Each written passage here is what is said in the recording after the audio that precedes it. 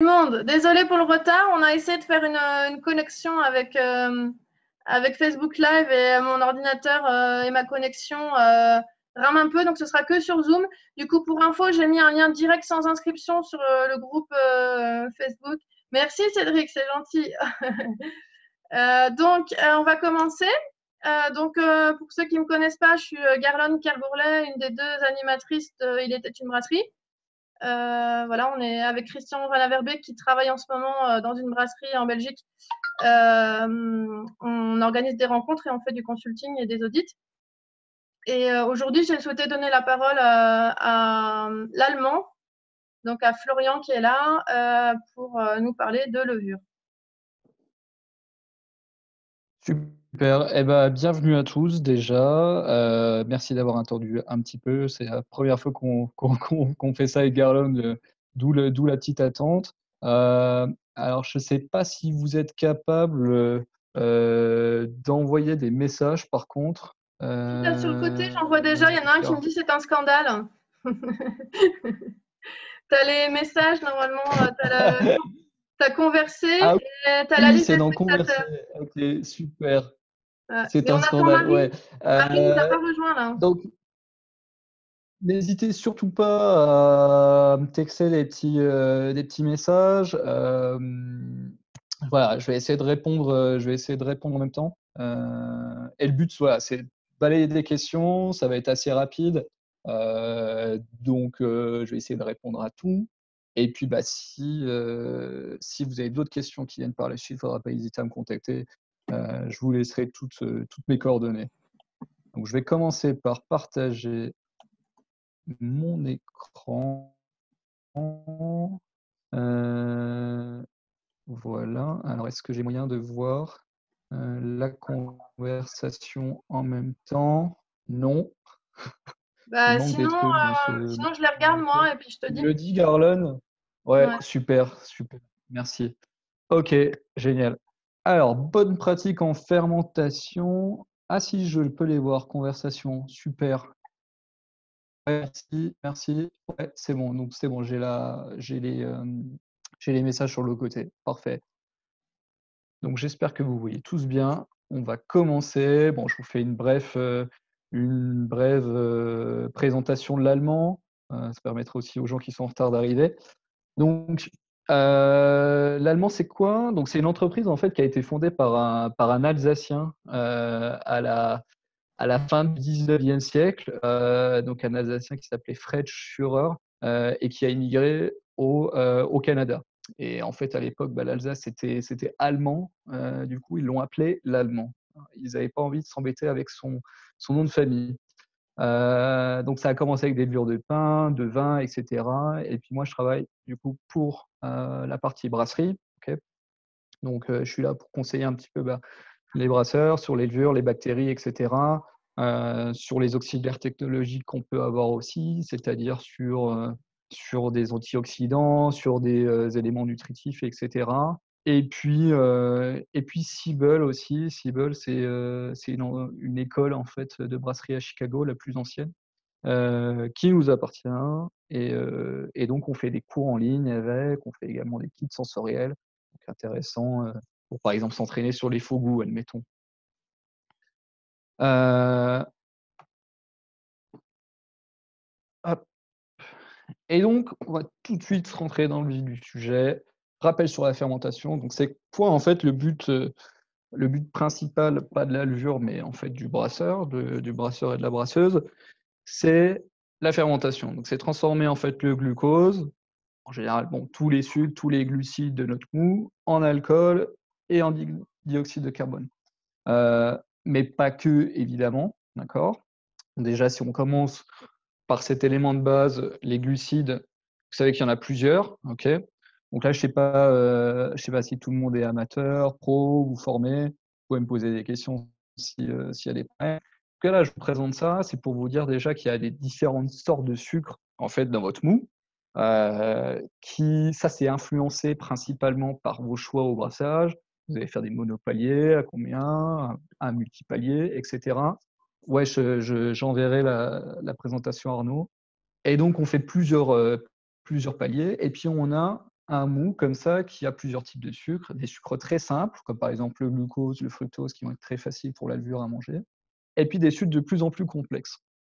Et donc, suivant les levures déjà que vous avez sélectionnées dans un catalogue de levures, on va vous parler d'atténuation. Bon, c'est une atténuation qui est toujours moyenne, hein, qui est toujours basée sur un mou de laboratoire.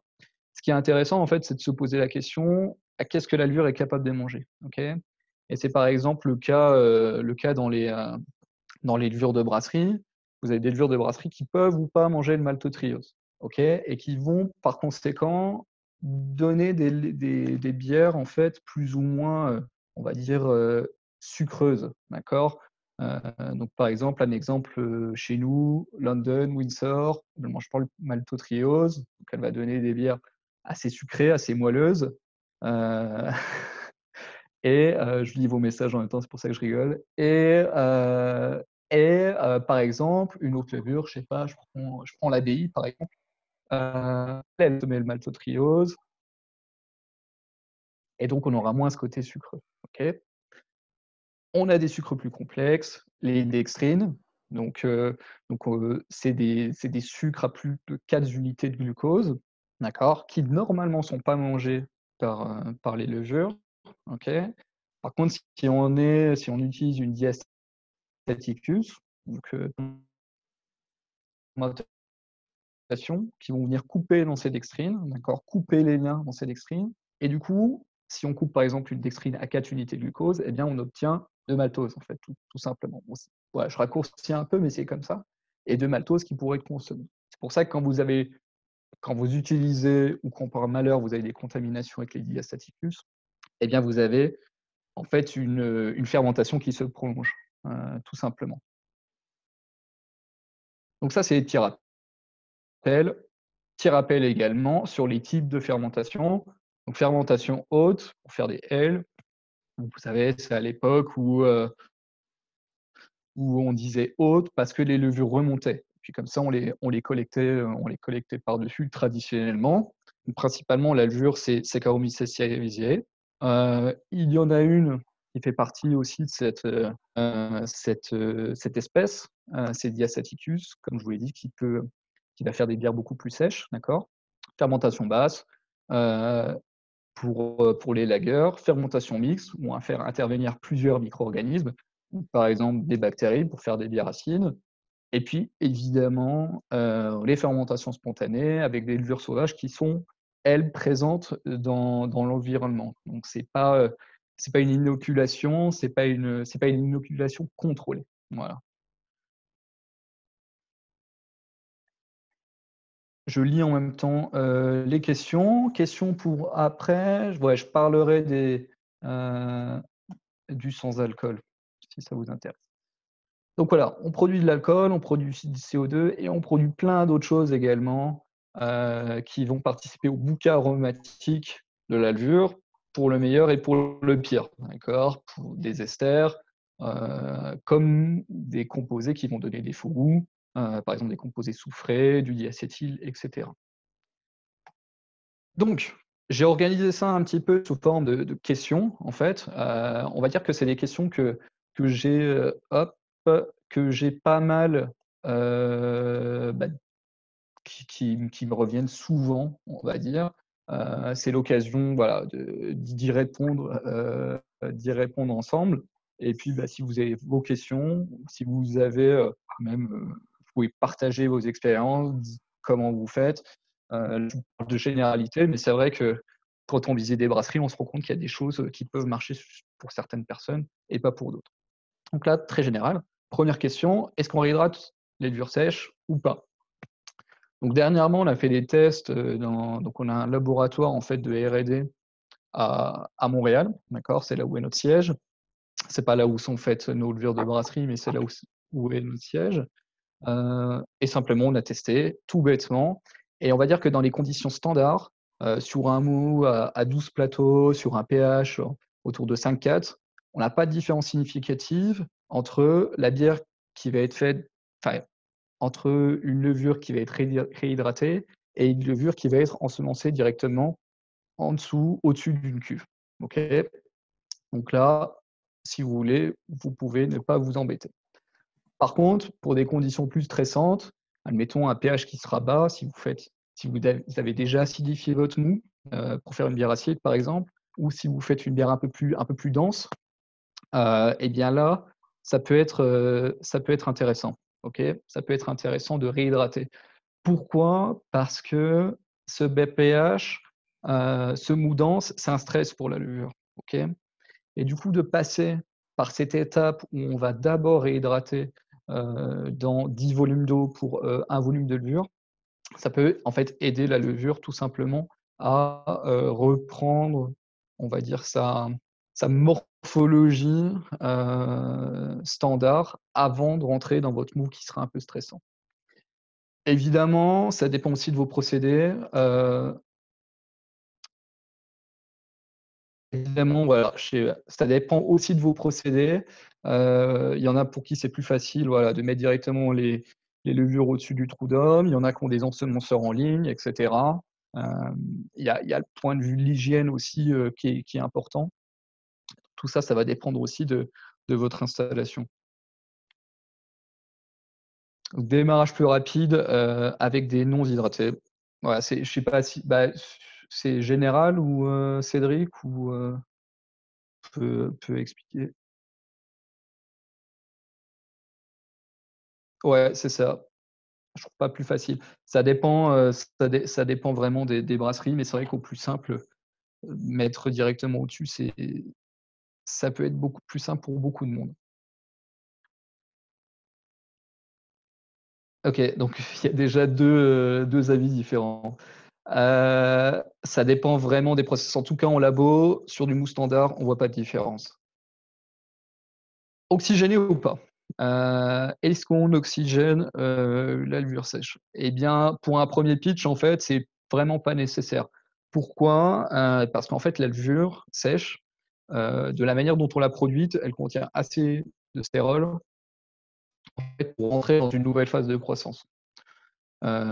L'oxygène, il sert à quoi en brasserie? En fait, il sert pour la levure à créer de la biomasse, d'accord? À se multiplier, en fait. Ça, c'est pour de la levure liquide, que pour la levure sèche, comme je vous le dis, on s'est débrouillé, en fait, dans nos productions pour que la levure arrive à une phase où elle est au maximum de ses capacités, d'accord? Elle a des réserves en glycogène, elle a des réserves en stérol pour entamer directement, à son ensemencement, une production de biomasse et du coup une multiplication. Pas besoin au premier pitch. Par contre, si on récupère son pied de cuve et qu'on veut, utiliser ce pied de cuve pour réensemencer un nouveau brassin, bah, là, évidemment, on entre dans le cas de la levure liquide, hein, c'est de la levure liquide, votre pied de cuve, évidemment. Donc oui, il faudra oxygéner, à ce moment-là. Donc, sur les chiffres, en termes d'oxygène dissous, du mou, on est à peu près autour de 10 ppm, on dit, par, de 10 ppm, dans le mou. Donc ça, c'est une moyenne. Et puis des solutions nutritives aussi peuvent être intéressantes, si admettons, vous êtes pas en tout malt, pour avoir suffisamment de FAN. Donc les FAN, c'est de l'azote, d'accord? C'est de l'azote libre que votre levure a besoin. Le zinc aussi, c'est super important, parce que le zinc, ça va aider en fait, une enzyme, de votre levure, à transformer, l'acétaldéhyde en alcool. D'accord? Donc à finir les fermentations, tout simplement. Donc ça sur le repitch, voilà, on a une petite fiche, il faut être vigilant sur la nutrition, sur l'oxygénation et sur l'hygiène évidemment, sur les comptages, j'en passe.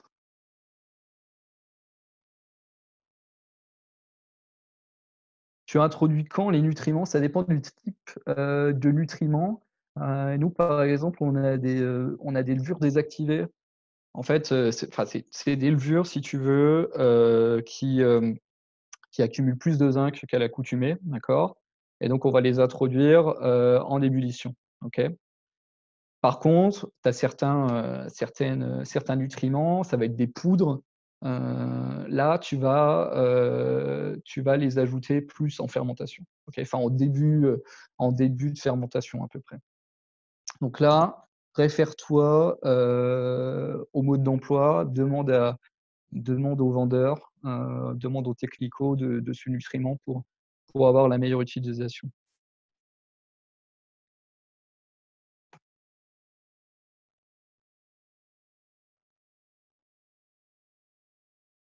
Super. Alors, quel ensemencement? OK. Donc, quel ensemencement? C'est une super question parce que, c'est vrai que dans la littérature, on a l'habitude de lire des ensemencements par cellule, en fait, pour des levures liquides, OK? Et il y a souvent ce chiffre qui revient, qui dit: «Pour une ale, il nous faut 750 000 cellules par millilitre et par plateau». Ça veut dire que, par exemple, pour une bière à 12 plateaux, il nous faudrait 8 millions de cellules par millilitre. On nous donne une concentration comme ça. Donc ça, c'est valable pour une levure liquide, d'accord, par exemple. Mais par contre, donc c'est souvent en plus, je pense, dans certains calculateurs, un petit peu l'unité exprimée, le cas exprimé. Sauf que, pour la levure sèche, on a besoin de moins ensemencer puisqu'on sait déjà qu'on va être dans une phase, de multiplication. Donc nous, on a mis, un calculateur en ligne. D'accord? Où là, vous mettez la souche de levure que vous utilisez, les unités, donc ça va être plateau ou densité, vous pouvez changer. L'unité de volume, donc litres ou gallons si vous voulez vous amuser à utiliser des gallons. La gravité, la DI en fait, la densité initiale, d'accord? Ou l'extrait apparent, donc soit vous mettez 12 plateaux par exemple, ou soit vous mettez 1.048 heu, ici, OK. Le volume du batch et derrière ça va vous sortir, il vous faut tant de grammes de levure, tout simplement, OK. Donc on a mis ce petit calculateur en ligne parce que ça peut dépendre de nos souches. On a des souches, où, je sais pas si vous avez vu sur les paquets, on va les ensemencer en 50 et 100 grammes par hecto et il y en a, ça va être le double, OK. Pourquoi il y a cette différence? C'est tout simplement parce que sur certaines souches, en l'occurrence, ça va être, la Köln si vous avez remarqué et la New England, où justement, sont plus, on va dire plus difficiles à produire, plus difficiles d'avoir une bonne viabilité sur ces 2 souches et du coup, il faut changer l'ensemencement. Les effets d'un sous ou d'un sur-ensemencement. Sous-ensemencement, le risque, c'est que la fermentation, elle arrive pas à terme, OK? Tout simplement. Sur-ensemencement, en général, c'est rare, que des brasseurs surensemencent, mais vraiment, je pense que si vous dépassez, trop, vous pouvez avoir des fermentations trop rapides, on va dire et par la suite des autolyses. Alors c'est vraiment quand vous avez des surensemencements assez forts.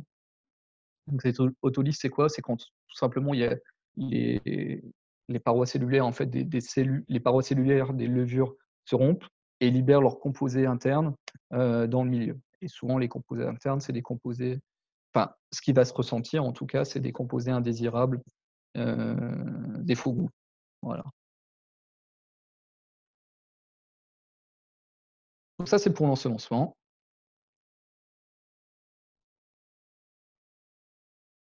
Heu, je passe à la suite. Quel suivi de fermentation?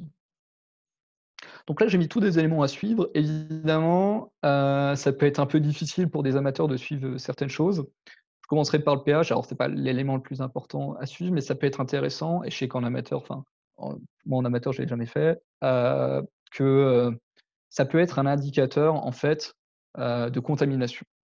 D'accord? Si vous voulez pas, classiquement, passer de 5,4 à 4,5, si vous descendez encore plus bas, potentiellement vous avez une contamination lactique et là, vous pouvez le détecter avec le pH. Et des pH qui remontent et aussi, ça arrive quand justement on a de l'autolyse, donc des morts cellulaires qui suivent par une libération du contenu cellulaire dans la bière et là, l'autolyse, ça vous ferait augmenter le pH, donc vous pourrez le détecter comme ça. Mais ce qui est super important à suivre, c'est évidemment la densité. Donc vous faites vos densités initiales, vous faites vos densités finales, d'accord? Heu, donc évidemment, bah, quand on est pro, qu'on a du matos adéquat, on peut la regarder tous les jours un petit peu pour suivre, pour prévenir des arrêts de fermentation aussi. Si on commence à voir que notre courbe s'arrête en plein milieu, alors on peut peut-être agir plus vite. Et ce que je trouve qui est super important, c'est, qu'on soit, amateur, on peut le faire, ou qu'on soit amateur, on peut le faire, ou qu'on soit pro, ce serait bien de le faire et au moins la première fois qu'on fait une recette, c'est l'atténuation limite.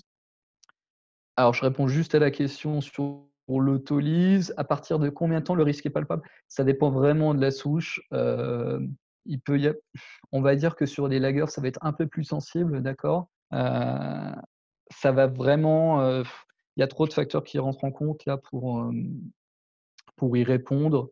Hem, En tout cas, si vous purgez, il ne devrait pas y avoir de soucis, quoi. Heu, sur l'atténuation limite, qu'est-ce que c'est? Salut Christian. Ouais. Sur l'atténuation limite, qu'est-ce que c'est? En gros, c'est de prendre le même mou, d'accord?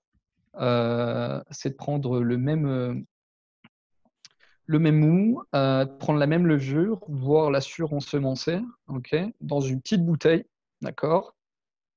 Être un peu plus chaud que dans votre fermenteur. Alors idéalement, c'est autour de 25°. Agiter également, d'accord? Pour bien mettre en suspension la levure et le but, c'est quoi? Le but, c'est pas de faire une bière, le but, c'est de tout manger ce que la levure pourrait manger, en fait. Et donc admettons, on a cette petite bouteille qu'on met de côté, même brassin, même levure que dans notre fermenteur, d'accord? Et on va comparer les 2 résultats. Donc l'atténuation limite à 25°, en agitant, on peut mesurer au bout de 2 jours. OK? On va mesurer notre extrait et admettons, on va mesurer un extrait à 5 plateaux, à 2 plateaux, je dis des bêtises, à 2 plateaux, voilà. On considère qu'à 2 plateaux, c'est la limite de la fermentation. Et puis je compare avec mon fermenteur, genre 5 jours après, où là j'ai atteint 2,2 plateaux, par exemple. Et ben c'est 0,2 plateaux de différence, en fait, entre le fermenteur et cette petite bouteille où les conditions sont optimales. C'est tous les sucres qui n'ont pas été mangés dans le fermenteur, qui potentiellement pourraient être mangés par un concours de circonstances, notamment, lors de la refermentation en bouteille. Et 0,2 plateau, ça peut paraître anodin, mais ça peut être aussi énorme parce que ça représente, genre 2 grammes, de sucre par litre. OK? Donc c'est important de comparer un petit peu, enfin de suivre ces fermentations comme ça. Ça permet de se donner une bonne idée en fait, de pardon, de où jusqu'où vous devriez fermenter, d'accord? S'il y a encore des questions sur l'atténuation limite, je pourrais y répondre. J'ai malheureusement pas de doc pour la mise en œuvre, mais en gros, c'est même brassin, même levure, 48 heures, 25°C, agitation et vous mesurez ça. Et puis le sensoriel, il est évidemment super important, de goûter son produit, hein, tout simplement. L'acétaldéhyde, par exemple, si vous connaissez, donc l'acétaldéhyde, je l'ai dit tout à l'heure, c'est le composé intermédiaire, qui est produit juste avant l'alcool, OK? Et ça, si vous goûtez genre votre bière en cours de fermentation, vous allez le sentir. En plus, si votre bière elle est pas finie, c'est un espèce de goût vert, comme ça, enfin pomme verte, goût vert, bière jeune, pas très agréable. Diacétyl, lui, il est produit, en fermentation, d'accord?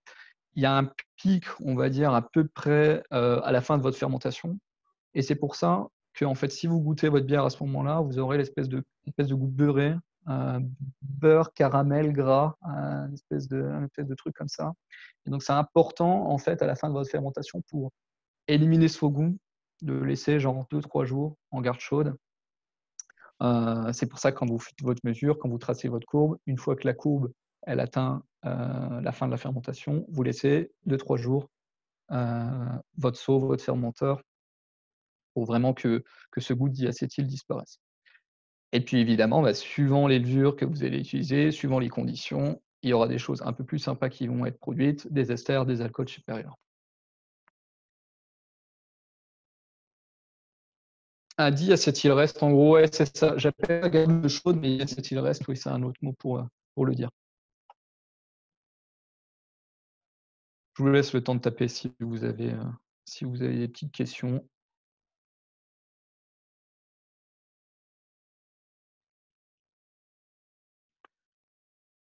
Les acétaldéhydes, ils partent au bout de combien de temps? En fait, ce qui se passe, c'est que genre tu as tes sucres qui sont convertis en acétaldéhyde, puis, en éthanol, d'accord? Donc en fait, ils sont censés partir pendant ta fermentation. Ce qui peut se passer, c'est que si tu as une fermentation incomplète ou si tu as genre pas assez de zinc dans ton mou, heu, cette conversion entre l'acétaldéhyde et l'alcool, elle va pas se faire correctement. Donc si ton mou est bien nourri, s'il y a assez de zinc, cet acétaldéhyde, il y en a plus, à la fin de la fermentation, d'accord? Par contre, si tu as des problèmes, au niveau de ton zinc, au niveau de ta levure et cetera, ou une fermentation qui s'arrête, là, tu vas en avoir. Est-ce que le diacétyl peut s'estomper pendant une, refermentation en bouteille? Ouais, mais c'est pas les meilleures conditions, je pense que c'est pas les meilleures conditions pour le faire parce que, parce qu'en gros, tu auras de la pression, en fait, tu auras plus de pression dans ta bouteille, donc tu vas ajouter un stress à ta levure. Donc je dirais oui, mais ça va prendre plus de temps si Christian en Belgique, ça se fait, mais je pense que ça va prendre un peu plus de temps. Donc autant le faire dans son fermenteur. 2-3 jours et c'est bon. Quelle qualité d'eau? C'est surtout alors là, je peux parler pour l'acétaldéhyde, pour le zinc, OK? Donc c'est un oligoélément, un oligoélément si tu veux, heu, qui sera, heu, qui sera dans ton mou, d'accord? Hem et si cet oligoélément est en manque, il peut y avoir ces problèmes d'acétaldéhyde, tout simplement. En général, c'est pas trop un truc qu'on regarde, parce que, on part du principe qu'il y en a assez, mais sur certaines fermentations, il peut en manquer. Lâche plus le diacétyl la première semaine, puis réabsorption pour le 5, c'est assez réactif. Hop, donc justement, ma fermentation est bloquée. Donc là, on a une fiche, je vous ai mis déjà des causes potentielles, OK? Par exemple, si vous faites vraiment que du premier pitch, ensuite si vous faites du repitch, il peut y avoir évidemment d'autres causes. Bon, j'ai pas tout listé, j'ai listé on va dire les principales, celles que je vais retrouver. Donc cause potentielle, d'un arrêt de fermentation, sous-ensemencement, tout simplement, un des premiers, OK. Une levure killer dans le milieu. Donc c'est quoi une levure killer? En gros, c'est une levure qui va produire des toxines contre, des levures qui seraient sensibles. Quelles sont les levures qui produisent des toxines contre d'autres levures? Les levures de vin, OK. Et quelles sont les levures qui sont généralement sensibles à ces toxines? Les levures de bière. Donc c'est important de savoir ça quand vous utilisez des levures de vin, ou si vous faites des cofermentations et cetera. Qu'évidemment, si vous avez une levure, vous avez mal lavé votre fermenteur, et que cette levure est dans le milieu, cette levure peut prendre le dessus tout simplement. Manque d'azote, donc les fameux FAN, donc l'azote, libre, en fait, qui sera disponible directement pour votre levure. Trop d'alcool, OK. Si votre levure, elle supporte pas l'alcool, certaines ou elle supporte pas certains niveaux d'alcool, genre au-dessus de 9-10, si vous commencez à faire des barley wine, ça peut poser problème, d'accord? Et un mauvais stockage, de vos paquets de levure ou même de votre levure liquide, au final. Donc, comment on fait pour prévenir tout ça par rapport à ces causes? OK? Déjà, choisir une souche adaptée.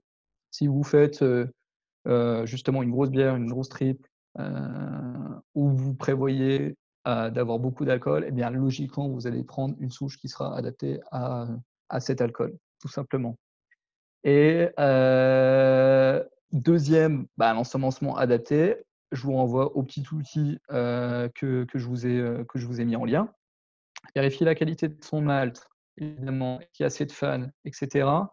Ce qui peut être intéressant, si par exemple vous n'avez pas assez de fans, donc si vous commencez à vous intéresser à ça, c'est le palier protéolytique, évidemment, qui va permettre en fait de décomposer grossièrement les protéines de votre malt pour les rendre disponibles, pour les rendre plus simples et disponibles par la suite pour vos levures. Bon, ça implique d'autres choses, ça implique un process plus long évidemment. Pour pour ceux qui vont utiliser une levure dite POF positive, si vous commencez à faire un palier protéolytique, ça va produire plus d'acide férulique. L'acide férulique, il est transformé en 4VG par une levure POF+, et ce 4VG, il est responsable du clou de girofle. Il faut faire attention aussi aux implications sensorielles, d'un changement de process comme ça. Et puis sinon, tout simplement utiliser des nutriments.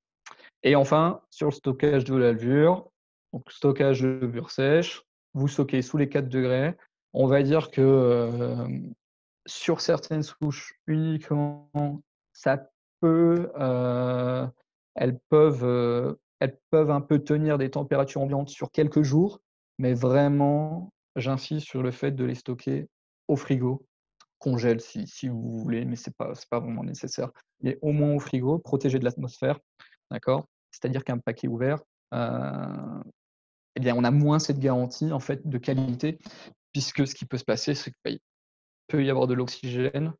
Pas de souci de les congeler, non.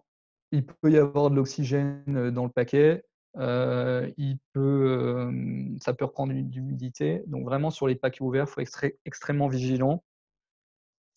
Si vous pouvez les remettre sous vide, c'est bien, mais on limite la conservation comme ça. Et puis évidemment, bah, si vous avez aussi des paquets mous, on ne conseille pas de les envoyer, de les utiliser, pardon. Vous contactez votre distributeur et le distributeur, il va nous contacter, et puis il y aura, nous on va tout récupérer, tout simplement. Paquet fermé à température ambiante. Frigo, vraiment frigo, j'insiste. Heu et Paquet mou, défaut de mi ouais, c'est ça. C'est défaut de mise sous vide ou alors, c'est genre des paquets percés, soit par le transport ou, enfin, il peut y avoir différentes causes vraiment.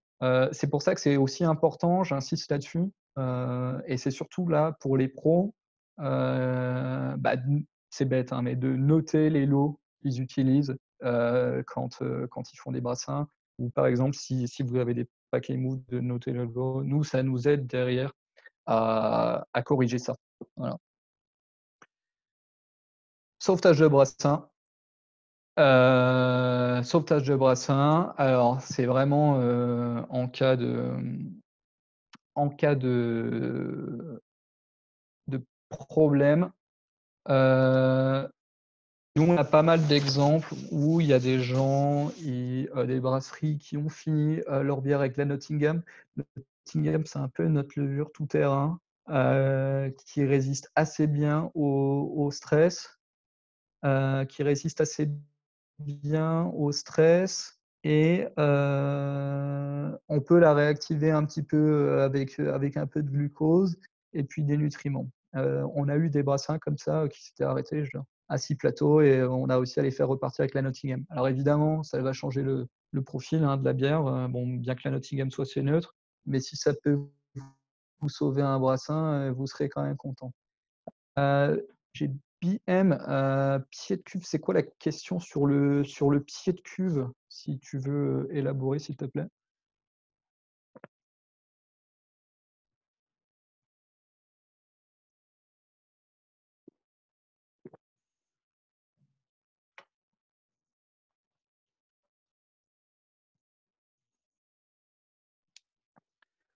Pour, relancer la fermentation, y a-t-il un protocole style, un protocole particulier style pied de cuve?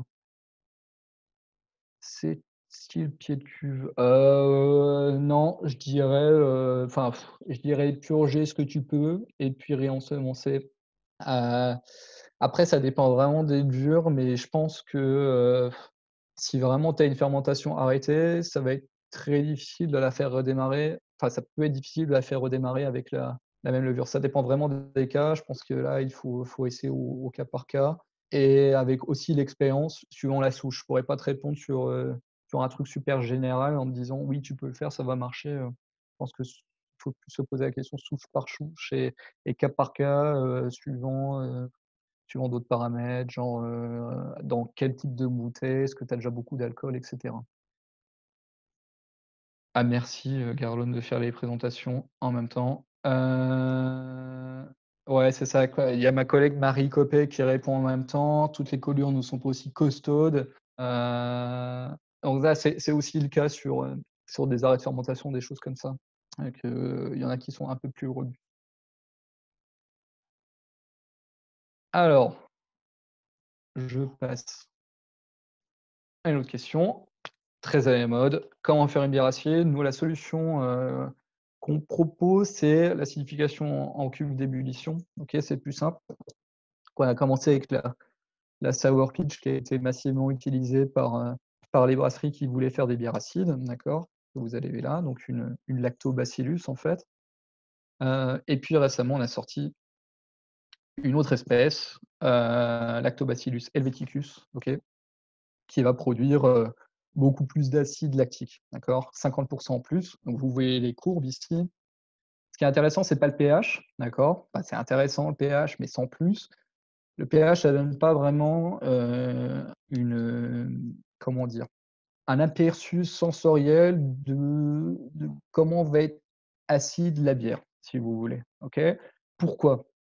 Tout simplement parce que la bière, en fait, elle a un pouvoir tampon. Le mou a un pouvoir tampon et que comme vous le voyez sur ces courbes, on est sur ces deux souches, on va atteindre entre 3 et 3,5 et ensuite ça va être relativement simple. Mais si on regarde l'autre courbe, là, on a titré la production d'acide lactique, OK? Et ce qu'on remarque, c'est qu'on les sent que même après 24 heures où notre pH il bouge quasiment plus, on a toujours une production d'acide lactique et donc entre une acidification à 24 heures et une acidification à 48 heures, on va avoir une sensation d'acide beaucoup plus intense sur le 48 heures, OK? Donc là, c'est ce qu'on vous montre, c'est que les pH, ils sont relativement les mêmes, OK, sur les 2 souches, à peu de choses près. Par contre, voilà, la production d'acide, lactique, elle est beaucoup plus importante sur l'helvéticus, donc ça va donner un profil beaucoup plus tranchant. Quelle température pour l'acidification? 40 degrés, à peu près. Donc on a mis les plages, donc pour la sour pitch entre 30 et 38 et pour l'helvéticus 38-45. Sachant que, ce qu'on a remarqué pas mal sur, la sour pitch, si tu descends, la température, vers 30, on a même qui font des essais à 20, je conseille pas trop, ça va tendre sur l'acétique. OK. Donc je conseille vraiment de tirer, voilà, vers le 38, 40 pour avoir un lactique assez propre. Ensuite, vous faites ce que vous voulez évidemment. Heu, L'écart sensoriel se fait pas sur le pH, c'est, logarithmique. En fait, le truc, c'est que, vaut mieux regarder pour moi, sur le sensoriel, il vaut mieux regarder le titre, d'acide lactique, tout simplement. Il y a des petits kits, heu je pense qu'il y a mon collègue anglais qui en a parlé dans une conférence. On fait des conférences en ligne sur notre page de l'Allemand Brewing. Alors c'est en anglais, mais tout simplement en titrant, on a quelque chose de plus fidèle à la senso, où c'est vraiment juste la perception. Dans ce cas-là, la perception, elle se fait sur la concentration d'acide lactique, OK? Et l'acide lactique, comme c'est un acide faible, d'accord? Il n'aura pas une chute, il y a un moment, il sera tamponné tout simplement par votre mou. Si c'est clair, Florian, il me dit. Donc les recommandations pour un mode opératoire, en fait, pour acidifier, un mou, on a sorti une fiche là-dessus, où on liste à peu près, toutes les précautions à prendre. principalement, et c'est ce qu'on voit, dans les brasseries, c'est de tenter de pasteuriser le mou, d'accord? Donc le monter à une certaine température, on va dire, alors il y a plusieurs modes opératoires, mais en gros, il y en a qui font, allez 80 degrés pendant 10 minutes, OK? Pour un petit peu pasteuriser leur mou, OK? Ça permet vraiment, de sécuriser, d'un point de vue microbio, OK? Ensuite, pour ceux qui peuvent, se faire un chapeau de CO2 au-dessus, sur la surface de votre mou. Donc le chapeau, il va venir se poser sur votre mou dans la cuve début. Ça sert à quoi? Ça sert à minimiser, à réduire au maximum la présence d'oxygène. Pourquoi on veut pas d'oxygène? Tout simplement parce qu'il pourrait y avoir des bactéries de l'environnement, en fait, de votre environnement dans la brasserie, qui viendraient contaminer, votre mou. Je pense notamment, à Clostridium, OK? Heu Clostridium qui pourrait plutôt contaminer, votre mou à ce moment-là, OK? Qui serait présent dans l'environnement et qui donne le fameux fourre-vous vomi de bébé, OK? Donc ça, vous ne voulez pas, donc un chapeau de CO2, ça peut aider à réduire ce risque. D'où vient le goût citronné, dans certaines acines? Quelle différence entre les bactéries à ce niveau? C'est vraiment, voilà, c'est vraiment sur leur production, d'acide lactique. Heu,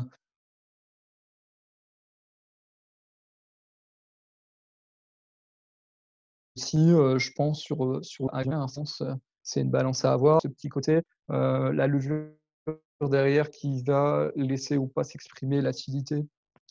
C'est vraiment une histoire de balance, je pense. Acidification en 24 heures, ça c'est en moyenne, d'accord? Et puis ensuite on fait une fermentation donc ensuite on met à bouillir évidemment, c'est là qu'on met nos houblons. Je dis bien, c'est bien là qu'on parce que ces bactéries, en fait, elles sont sensibles au houblon. C'est pour ça qu'on va préconiser de les utiliser avant le houblonnage, OK? Et ce sont des goûts qui peuvent partir à alors je finis juste, donc du coup, il y a l'ébullition, houblonnage, vous recoulez et cetera, refroidissement et vous ensemencez, enfin vous refroidissez, vous ensemencez. Ce sont des goûts qui peuvent partir à l'ébullition. Évidemment, l'acide lactique, lui, il va rester, d'accord? Par contre, il va forcément y avoir des composés aromatiques qui vont partir à l'ébullition. Heu, mais le côté citronneux, le rendu citronneux, il est vraiment aussi dû à l'acide lactique qui lui reste, donc je pense que c'est bon de ce point de vue-là. J'espère que j'ai répondu à la question Émile.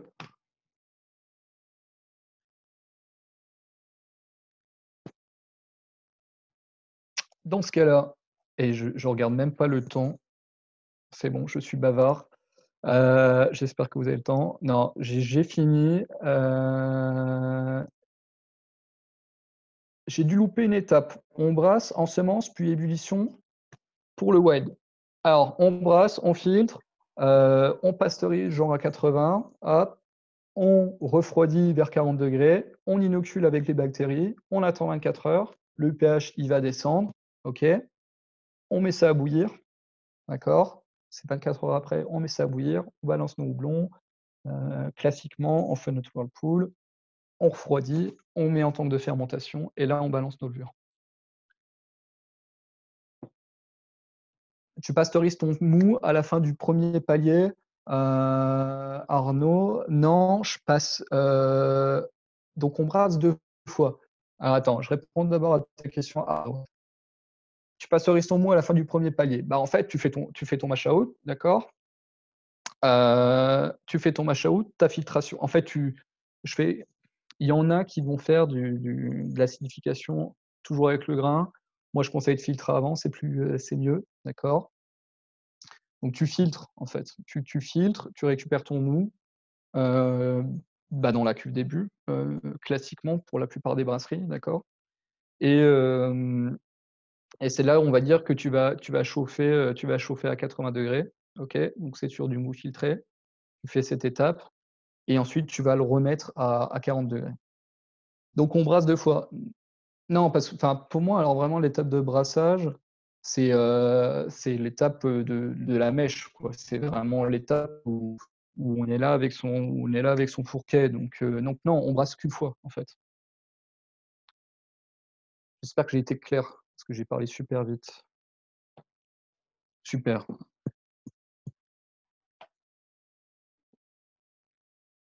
Heu, le fait de bouillir les bactéries ne va pas donner de faux goût. Non. Non, non, non. Est-ce que tu penses que le blé peut améliorer le process sur l'acidification?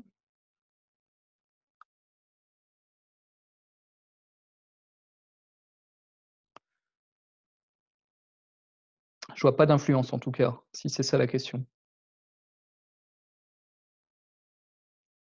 On a de goûter vaut bien. Je vois pas d'influence sur la question de Roro. Heu, autre sujet, discussion. Bon là c'est, voilà, j'en ai fini avec un petit peu la présentation, brute. Je vais quand même répondre, à la question que j'ai eue sur les bières sans alcool. Donc nous, on n'a pas de levure, sèche sans qui fermenterait pas le maltose, OK? Par contre, moi j'ai une fiche, si vous voulez, de bonnes pratiques qui préconise un petit peu un mode opératoire pour brasser une bière, avec le moins d'alcool possible, OK? Avec le moins d'alcool possible. Donc par exemple, c'est utiliser, une levure qui n'utilise pas le maltotriose. Donc moi je conseillerais et puis qui est assez aromatique quand même, donc je conseillerais la Windsor par exemple. Et puis de faire un palier de température, un palier de brassage super haut, pour produire le maximum de dextrine, d'accord? Le maximum de sucre non fermenté cible. Et ensuite, de pas faire un mou évidemment à 12 plateaux, faire un mou moins concentré. Mais pour contrebalancer ce côté aqueux, se poser la question, de l'utilisation de maltes spéciaux, pour contrebalancer ça, pour apporter du corps, du goût, donc des maltes spéciaux, heu, des houblons, truc très simple aussi, on voit pas mal de gens qui font des bières sans alcool acides, ou alors utiliser du lactose pour un petit peu et puis je pense aussi à ça, à l'utilisation de chlorure. Bref, tous les petits subterfuges pour un petit peu, éviter le côté aqueux de, des bières à bas alcool. Donc c'est pas si simple, on va dire que c'est pas si simple juste de mettre une levure et ça va marcher. Je pense qu'il faut aussi se poser la question de l'ensemble de sa recette, pour, pour le faire bien et je pense qu'il est possible de le faire bien, avec des levures classiques. C'est sûr, ça va être extrêmement difficile de descendre en dessous des 1,2, mais peut-être de commencer par une session, et puis de faire une bonne session et de travailler là-dessus et puis petit à petit d'essayer d'améliorer son process, ça peut être intéressant aussi. En tout cas, je sais qu'il y avait à l'IFBM où je bossais avant, on arrivait à faire des bières sans alcool. Enfin, ou à bas alcool, avec des levures qui mangeaient quand même le maltose, OK. On retrouve cette fiche sur le site de l'allemand, je suis pas sûr, non, pas encore, Marie. Mais je peux l'envoyer, n'hésite pas, il y a mon mail à fantoine@l'allemand.com, il faut me contacter, j'ai remis mon mail à la fin de ce diapo. Preneur, super. Quel profil de fermentation, me conseillez-vous? Vervin. C'est pas mal, pas mal. PR20, et puis, c'est une levure qui est super intéressante pour la biotransformation, donc de mettre ces houblons de dry hopping, pendant la fermentation, on va dire. Alors j'entends plusieurs choses, vers la fin de la fermentation, j'entends aussi des houblonniers dire à J+2. Moi je dirais vers quand on sait que la fermentation, elle arrive sur sa fin, je pense que ça peut être intéressant. Il y aura moins de chasse au CO2. Heu, je suis parti à J+7, on verra bien. Ouais, et en tout cas, c'est une levure qui est encore active à produire une certaine enzyme, une bêta-glucosidase, qui va rehausser les arômes du houblon. Donc ça peut être super intéressant. Merci Vincent, n'hésite pas à me contacter et je mettrai la dia sur l'événement Facebook. Du coup, pas de call crash. Si on peut, enfin, il faut bien faire quand même sa garde chaude, son diacétyl reste, mais call crash, ça marche aussi. Il faut se méfier cependant du côté, certains houblons vont avoir un effet ils vont avoir un effet amylotique, d'accord? Donc ils vont venir casser encore vos dextrines. Donc je mettrai le houblon quand c'est encore, vers 20 degrés. Voilà, ça c'est tous nos sujets. Donc la biotransfo, les diastaticus, la fermentation, donc vous pouvez me poser toutes les questions que vous voulez. La petite nouveauté de l'année dernière, de fin de l'année dernière, c'est la VOS, une levure qui fermente à 40 degrés en 2 jours, assez neutre, qui va tirer sur l'écorce d'orange. Et puis 2 nouveautés pour 2020. Donc on va essayer, voilà, d'avoir toujours des nouvelles levures qu'on va essayer de trouver un peu partout. Là, ça va être très sympa, une levure pour IPA. On travaille avec une brasserie, anglaise. On a sélectionné cette souche d'une brasserie anglaise et là, on est en train de la tester dans les brasseries, donc ça va être super, super sympa. Enfin, ça va être une 3e levure chez nous pour faire des IPA sympas. Et puis une levure, acidifiante aussi qui va arriver, qui va être extrêmement sympa, qui va offrir une autre alternative, aux bactéries. Castrip privilégié sur la VOS, bah, c'est une levure assez neutre, assez polyvalente, je pense qu'elle peut s'utiliser sur pas mal de styles. Moi j'en ai pas, j'avoue, que j'ai testé pas mal d'IPA.